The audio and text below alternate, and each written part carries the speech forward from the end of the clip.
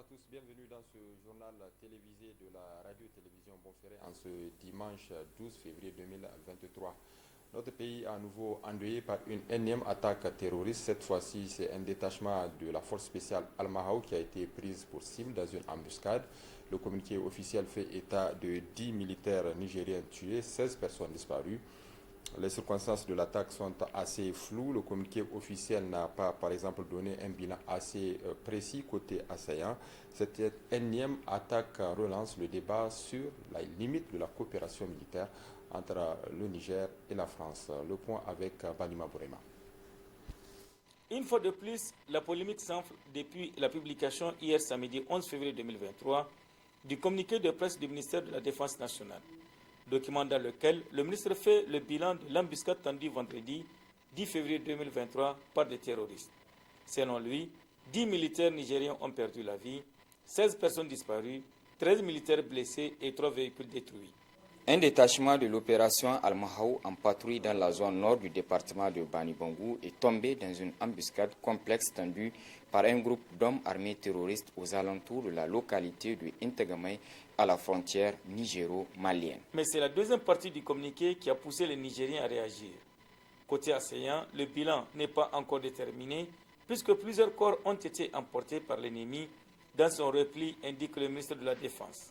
Sur les réseaux sociaux, les réactions des internautes ne se sont pas fait attendre.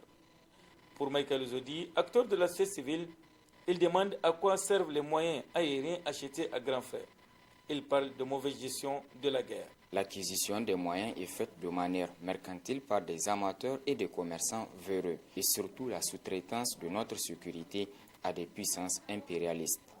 Les chefs qui sont sur le terrain n'ont pas l'initiative de l'action, même sur le plan tactique. Cette embuscade intervient également quelques jours seulement après la diffusion par Télé Sahel des reportages sur les manœuvres effectuées à la frontière malienne par une mission conjointe militaire nigérien de l'opération Al-Mahou et des Français du groupement Interarmes. Selon eux, cette coopération de près de 1500 hommes permet de combattre le terrorisme dans la zone. La collaboration se passe sur deux composantes, la composante terrestre avec les véhicules au sol, les véhicules français et les véhicules nigériens, où les Nigériens ont une part très importante par la connaissance du terrain et leur propre renseignement au sol, et d'autre part par la composante aérienne, où nous avons à notre profit et au profit des Nigériens les avions de chasse, l'appui feu hélicoptère, et également les drones Reaper qui peuvent nous renseigner sur de vastes zones depuis le ciel. Malgré l'appui aérien dont on dispose, les militaires et les populations nigériennes sont toujours victimes des assauts meurtriers des groupes armés non étatiques. Autre aspect de ce journal, le réseau francophone des régulateurs des médias tient depuis ce matin à Niamey, au Niger. Les assises de son colloque international, c'est sous l'égide du Conseil supérieur de la communication du Niger, le CSC. Les participants réfléchissent sur la thématique du cadre juridique de la régulation des contenus en ligne. Les précisions, c'est avec Reina Moussa. Autour de la table, les membres du réseau francophone des régulations des médias. Ce colloque de Niamey s'inscrit dans la suite de la conférence du réseau francophone de régulation des médias qui s'est tenue à Paris du 6 au 7 octobre 2022. L'objectif est d'analyser les défis auxquels ils font face à l'ère du numérique et le choc avec les réseaux sociaux. Aujourd'hui, les régulateurs des médias sont partout interpellés sur l'information véhiculée par les médias en ligne et les médias sociaux, qui rivalisent souvent avec les médias traditionnels dans la diffusion ou la publication de l'information. Or, la plupart des instances de régulation n'ont pas compétence pour réguler ces nouveaux médias qui malheureusement se livrent à la désinformation s'ils ne portent pas atteinte aux lois et règlements ou même aux simples règles éthiques ou déontologiques des journalistes. Au Niger, les interpellations qui nous sont régulièrement adressées par l'opinion publique sont, entre autres, pourquoi vous ne régulez pas les réseaux sociaux? Comment réguler les médias en ligne? Quels sont les mécanismes dont vous disposez pour réguler les contenus de ces médias? Autant de questions qui révèlent combien nous sommes désarmés et impuissants face à ces nouveaux médias qui présente autant d'avantages que d'inconvénients. Pour le président du REFRAM, ce colloque est de parvenir à l'élaboration de recommandations dans le but de guider les participants et leur gouvernement dans la mise en œuvre d'un cadre de régulation conciliant la liberté d'expression et la lutte contre la désinformation.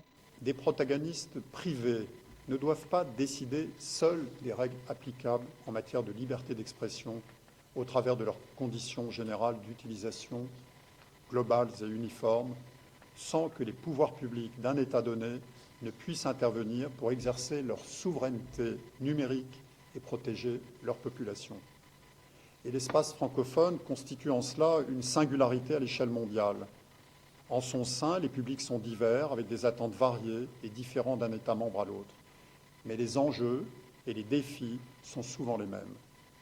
Nous devrons ainsi œuvrer, au sein de cet espace commun, à la mise en place d'instruments juridiques contraignants permettant une régulation des plateformes des contenus en ligne, protégeant les systèmes démocratiques et les droits fondamentaux des utilisateurs, tout en garantissant la liberté d'expression. Pendant 2 jours, les participants à ce colloque partageront entre eux les expériences et expertises à travers des communications. Notons que ce colloque international a enregistré la participation des responsables des instances de régulation de 13 pays francophones et de plusieurs experts du domaine.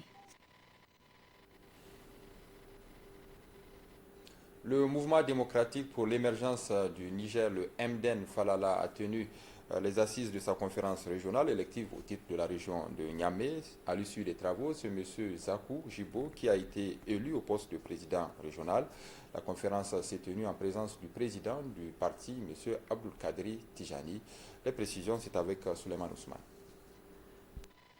Le mouvement démocratique pour l'émergence du Niger, le MEDEN Falala, s'implante à Niamey avec la tenue des assises de la toute première conférence régionale élective de la Fédération MEDEN Falala Niamey. Cette conférence élective, qui a mobilisé une foule immense, a été une occasion pour les principaux animateurs de saluer et féliciter l'ensemble des militants pour cette forte mobilisation et leur détermination à hisser les couleurs du parti sur l'échiquier politique du Niger. Ainsi, à l'issue de ces assises, M. Zakou Jibo est élu président régional MEDEN Falala. Au poste du secrétaire général, M. Hamidou Harouna, et le poste du trésorier général revient à Ousseini Yaou. Rehaussé de sa présence à cette rencontre importante de la vie du parti, le président national du parti MEDEN Falala, El Haj Tijani Kadri, se félicite de cette forte mobilisation et appelle les militants à plus d'engagement et de détermination pour relever les défis. Je constate, pour m'en réjouir, qu'il y a eu une très grande mobilisation. Je constate également que le processus de mise en place du bureau s'est déroulé dans d'excellentes conditions. Je relève enfin la détermination de nos camarades.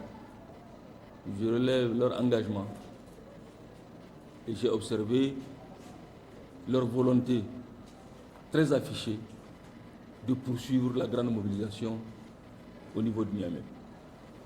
Vous savez, Niamey, c'est la capitale. Niamey, c'est une vitrine. Niamey, c'est une région particulière. Et pour cela, il nous faut des hommes, des femmes et des jeunes très engagés. C'est ce que nous avons observé aujourd'hui. Ils sont engagés et ils nous ont attesté de leur volonté de poursuivre la mobilisation. La mise en place du bureau régional Falala Niamey est la suite logique du processus de renouvellement des instances du parti à travers le pays. Après donc Zander, Maradi, Tawa et Difa. Créé en 2020, le mouvement démocratique pour l'émergence du Niger, le MEDEN Falala, dispose aujourd'hui d'une quarantaine de conseillers municipaux à travers le pays et un député à l'Assemblée nationale. Le MEDEN Falala, à travers cette rencontre, a réitéré son engagement et son accompagnement aux actions du président de la République. Enfin, une fatia a été dite aux soldats décédés suite à l'attaque terroriste de Banibongo le vendredi dernier. L'Association nigérienne pour un développement communautaire durable a tenu pour sa part son assemblée générale élective. C'est au sein de l'école primaire Saga 1. Les précisions, c'est avec Youssouf Haïdara. En présence de la population de Saga venue massivement pour l'occasion que s'est ouverte l'Assemblée générale pour la mise en place du bureau de l'Association nigérienne pour un développement communautaire durable ANDCD Keinebonsi. Tout est parti d'un groupe de WhatsApp qui a évolué pour donner naissance à l'ANDCD Keinebonsi. Cela est né de la volonté des habitants de Saga qui nourrit un engagement pour le développement d'abord du canton de Saga et le Niger en général. L'Association nigérienne pour un développement communautaire durable, c'est une association qui a été initiée depuis 2014 par les mêmes populations de Saga.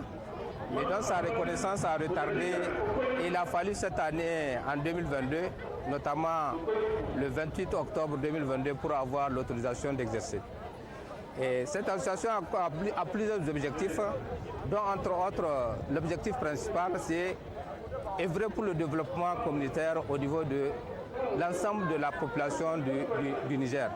Je dis bien l'ensemble de la population parce que c'est une association nationale nigérienne. J'aimerais aussi qu'au niveau du canton de Saga, vraiment s'il y a quelque chose qui se passe, il faut qu'on soit soudés et qu'on se lève comme un seul enfant, un seul pour pouvoir amener à bien ces activités-là. Le nouveau bureau de l'ANDCD Keinebonsi, élu à travers un consensus de l'ensemble de la population de Saga, s'est assigné comme objectif de relever les défis énumérés dans son plan d'action. Le défi principal, c'est l'amélioration des conditions de vie des populations, donc d'une manière générale. Et j'appelle l'amélioration des conditions de vie, entre autres, il y a la santé et également il y a l'éducation. Vous savez, comme maintenant l'école est en terre, donc l'association également peut apporter son appui pour un peu relever le défi en matière d'éducation. Donc vous avez également la sécurité. Donc vraiment on fait face à l'insécurité dans ce pays-là, notamment dans nos quartiers. Et là également, si on va œuvrer pour que au moins que Saga ait un commissariat, donc digne de ce nom. Donc voilà en quelques mots les défis majeurs qui nous attendent. Face à la population de Saga, le nouveau bureau de l'ANDCD Keinebonsi a été présenté. À sa tête, Tahirou Jibo, Amine Seyni comme vice-présidente, Adamou Mahmoudou comme secrétaire général et le député national Hanberi comme président d'honneur. Ce dernier a saisi l'occasion pour prodiguer des sages conseils aux membres du nouveau bureau de l'ANDCD Keinebonsi. Parlons éducation à présent avec cette soutenance de thèse en doctorat unique dans la filière sciences de gestion à la faculté des sciences économiques et de gestion de l'université Abdou Moumouni de Niamey par M. Souley Abdou Salam Awalo. L'étudiant a mis en évidence l'importance des pratiques comptables dans la gestion des petites et moyennes entreprises au Niger. Les précisions avec Ousseina Assoumi. C'est une première dans l'histoire de l'université Abdou Moumouni avec cette soutenance en thèse de doctorat en sciences de gestion par Souley Abdou Salam Awalo autour de la thématique influence des pratiques comptables sur la performance financière, une application aux petites et moyennes entreprises PME nigériennes. Il a défendu son travail avec brio et s'en est sorti avec une mention très honorable. Nous avons constaté que ces types d'entreprises ont d'énormes difficultés en matière de management. C'est pourquoi nous avons voulu travailler dans ce cadre pour pouvoir apporter un éclairci dans le processus décisionnel de ces entreprises, pour voir comment mieux améliorer le processus décisionnel de ces entreprises-là. Ma première impression, c'est d'abord de pouvoir remercier le grand Dieu qui nous a permis de pouvoir achever ce travail, de pouvoir l'amener au bon port. Nous également, nous remercions tous ceux qui ont apporté leur soutien pour qu'on puisse arriver à ce stade-là. En félicitant le candidat pour le travail abattu, les membres du jury affirment que cette thématique est d'actualité et s'adapte au contexte africain. Le candidat a essayé de mettre en relation les pratiques comptables et la performance financière. Il a essayé de voir concrètement comment les PME qui mettent en place des pratiques comptables arrivent à dépasser celles qui ne mettent pas en place des pratiques comptables. Cela veut dire que les pratiques comptables sont importantes pour la performance financière des entreprises nigériennes. De plus en plus, le contexte africain est en train de repousser les connaissances de façon générale au niveau scientifique, dans le sens où c'est un contexte qui pendant des années a été mis de côté, soit de façon consciente, soit de façon inconsciente. En tout cas, c'est un contexte où on pensait que c'était une boîte noire. Et là, tout doucement, les gens sont en train de se réveiller et se dire que, en fait, par évidence, on voit que le contexte nous apporte des éléments aussi importants qu'on n'a pas pu cerner et comprendre par rapport aux standards existants. Aux côtés de Souley Abdou-Salam, ses amis et connaissances, mais aussi ses camarades qui ont tenu à l'encourager et saluer surtout l'effort du professeur Boubacar Beidari, qui, grâce à son retour au pays, leur filière, notamment la science de gestion, connaît des moments de bonheur. C'est la première fois que depuis l'indépendance du Niger, qu'un Nigérien arrive à soutenir son mémoire de thèse ici au Niger. Donc c'est un sentiment de joie qui nous anime et une fierté d'espoir qui prouve que réellement le domaine scientifique, surtout en sciences de gestion, est là en train d'avancer beaucoup au Niger.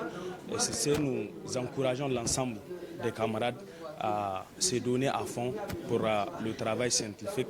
À travers cette soutenance de Souley Abdou-Salam Awalo, c'est un travail de 3 ans qui vient d'aboutir avec le soutien indéfectible de son directeur de mémoire, le professeur Adama Tahir Younousi, maître de conférence à l'université Jubo Hamani de Tawa. Des recommandations et remarques ont été faites par l'ensemble du jury, dont Souley Abdou-Salam Awalo, devenu ainsi le premier étudiant à avoir soutenu sa thèse de doctorat au Niger, a promis de prendre en compte. À présent, la rediffusion de la revue de la presse de Bonferré Télévision. Excellente réception chez vous. Bonsoir.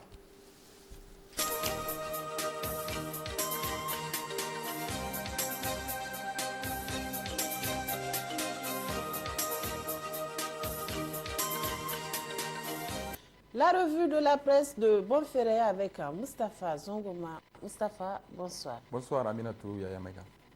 Qu'est-ce qui domine l'actualité de la presse écrite nigérienne de cette semaine? Cette semaine, Aminata, la lutte contre la corruption et les grands chantiers qui attendent le président de la République, Bazoum Mohamed, pour l'année 2023. Sur la question de la lutte contre la corruption et le détournement de deniers publics, le Canard en furie s'interroge si l'arrestation au sein de la douane est une réelle volonté d'assainir ou une simple diversion politique.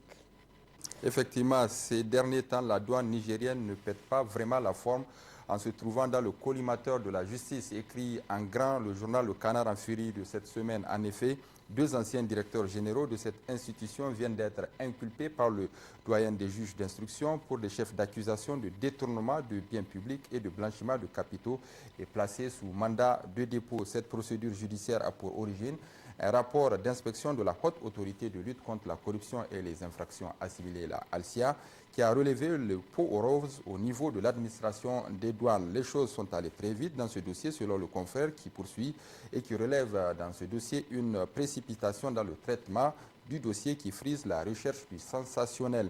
L'on aimerait croire à la volonté feinte du président Mohamed Bazoum de balayer les écuries d'Ogias, mais l'on ne saurait s'empêcher d'un autre côté de douter de la sincérité, du sérieux ou de la crédibilité accordée à une telle opération lorsqu'il est permis de constater que les 2 poids, 2 mesures semblent être privilégiés dans le traitement judiciaire actuel. Si réellement le président Bazoum était animé de l'intention d'assainir et de moraliser durablement la vie publique nationale, il devrait d'abord commencer par balayer devant sa propre porte, notamment dans son propre gouvernement, en se débarrassant de ministres à la réputation sulfureuse, conclut le confrère.